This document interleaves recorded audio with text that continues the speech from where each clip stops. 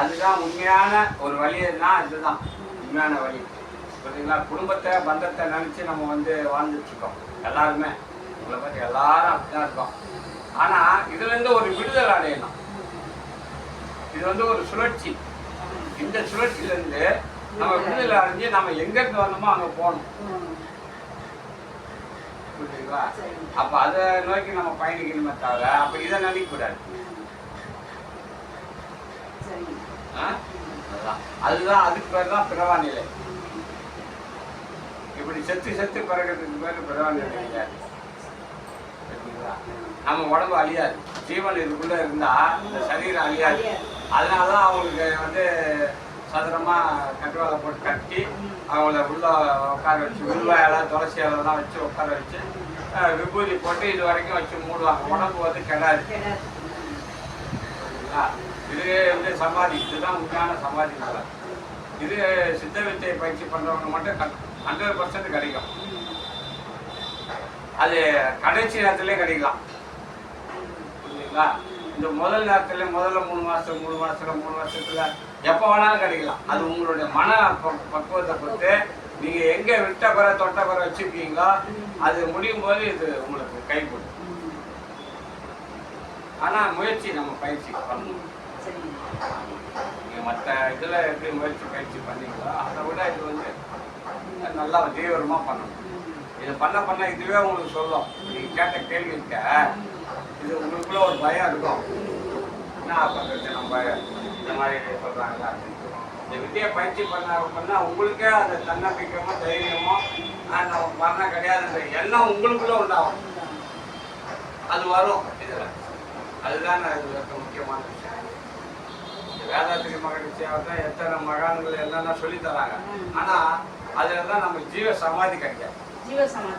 கிடைக்காது. அது வழி இல்லை அவங்கள. நம்ம சாமியோட பயிற்சி தான் அவங்க கரெக்டான வழி.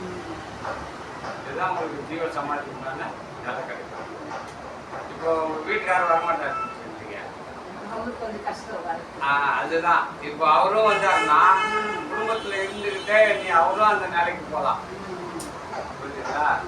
ஆமா. அது நீங்க அவர் வரமாட்டாரு எனக்கு மட்டும் கொடுத்துருங்க அப்படின்னு சொல்லி கேட்குறீங்க. சரி பரவாயில்ல. ஆனா நீங்க அவரோட சேர்ந்து வந்து வாங்கிட்டு ரொம்ப நல்லது. முயற்சி பண்ணுங்க. 12 வயசு ஆனா குழந்தைகளுக்கும் கொடுத்துடலாம். 12 வயசு ஆனா குழந்தைகளுக்கும் கொடுத்துடலாம். குழந்தைகளுக்கு கொடுத்துட்டு அவங்க மரணம் உடனே அவருக்கு நம்ம சொல்ல முடியாதுமா. அவங்க ஞானவானா இப்ப சாமி சிவானந்த படம் முடிச்சுட்டு 1949 ஜீவசமாதி ஆனார். அவர் வாழ்ந்த காலங்கள் எவ்வளவோ இருக்கு.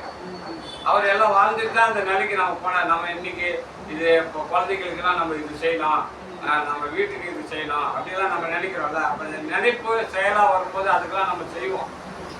புரியுதுங்களா? சரி நம்ம போதும் நம்ம சமாதி நிலைக்கு போயிடலாம் அப்படின்னு உங்களுக்கு தோணும். தோணும் போது நம்ம இருந்துக்கலாம். அதுவும் உங்களுக்கு தோணும். நமக்கு மரணம் கிடையாதுங்கிறது தோணும்.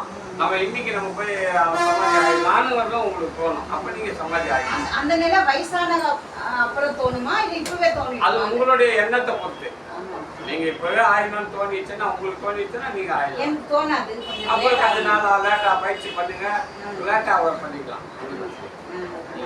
இப்போ நம்மளுடைய ஜீவனை நம்ம உடம்புல இருந்து பிரிச்சு இன்னொரு இடத்துல கொண்டு போய் வச்சு திருப்பியும் கொண்டு வந்து நம்ம உடம்புல வச்சுலாம் காமிச்சிருக்காங்க. சித்தர்கள் காமிச்சிருக்காங்க இல்லையா? இப்போ அதுவே சாத்தியம் போது நம்ம எப்ப நினைக்கிறோமோ அது நம்ம செய்யலாம்.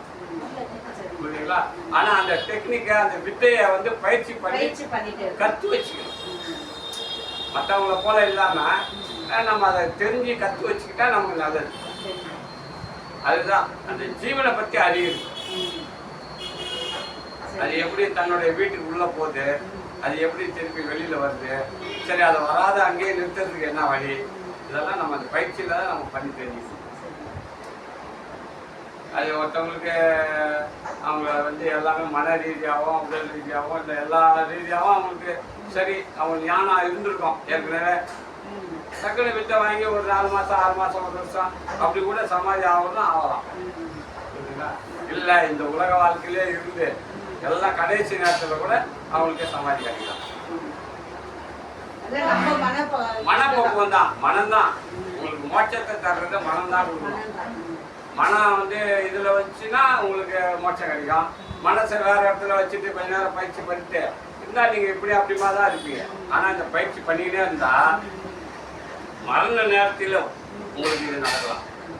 அந்த பழக்கம் இல்லாத இருந்துன்னு வச்சுங்க, ஜீவனை கொண்டு மேலே கீழே தட்டி தட்டி தட்டி தட்டி பழகி அந்த இடத்த ஒரு இலகுவாக வச்சுருந்தா கடைசி நேரத்தில் ஒரு ஃபோர்ஸாக அடிக்கும். அப்போ அது திறந்து உள்ளே போய் உக்காந்துடும். ஜீவனை உள்ளே போய் உக்காந்துடும். அப்போ அது சமாதி, நல்ல சமாதி. புரியுதுங்களா? அப்போ இதுவும் நிறைவேச்சு, நமக்கு அதுவும் நிறைவேச்சு. அப்போ அந்த பயிற்சி பண்ணலைன்னா முடிச்சு பார்த்துட்டு வெளியில் போயிடும். அதனால இந்த பயிற்சி செஞ்சுக்கிட்டே இருக்கணும். நீங்கள் இந்த வேலையும் செய்யணும், பயிற்சியும் செய்யணும். புரியுதுங்களா? நம்ம அதான் இது பொழைக்கிற வேலைன்னு ஒரு வேலை சொல்லுவாங்க. இல்லை ஏதாச்சும் தண்டமாக வேலை செய்யாமல் ஏதாவது பொழைக்கிற வேலைன்னு தான் பாருப்பா அப்படின்னு சொல்லுவாங்க. அந்த பொழைக்கிற வேலை தான் இந்த வேலை. நீங்கள் மற்ற வேலை செய்யும்போது இந்த வேலையும் செய்யணும். புரியுதுங்களா? அதுக்கு தான் இதில் வந்து பயப்பட வேண்டியது எதுவும் இல்லை. மனம்தான் நீங்கள் மோட்சத்துக்கு போகணுமா இல்லை எதுக்கு போகணும்னு முடிவு பண்ணுறது.